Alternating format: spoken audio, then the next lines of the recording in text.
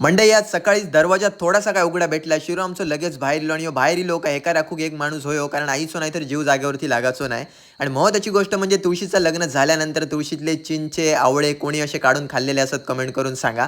आता मी खाते खरं पण तुमच्या तोंडात पाणी सुटलं का नाही कमेंट करून सांगा आणि नाही जर इला तर तुम्ही कोकणी नक्कीच नसतालात. म्हणजे आता थोड्याच दिवसानंतर भाता कापून जातले आता सगळेजण आपली हत्यारं परत एकदा बाहेर काढतले एवढ्यात बऱ्यापैकी जणांचा जाणारच असता पण पाऊस काय अजून जाऊक नाही.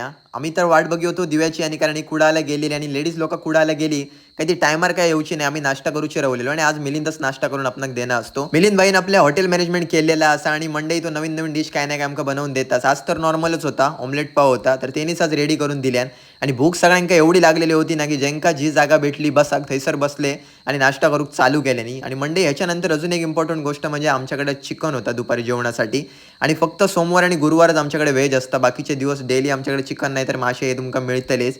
आणि असा जर मसाल्यातला तुमका चिकन बनवचा असला तर आपल्याकडलो मसाला तुमका ऑर्डर करूचच लागतलो स्पेशल मालवणी भाजको मसालो.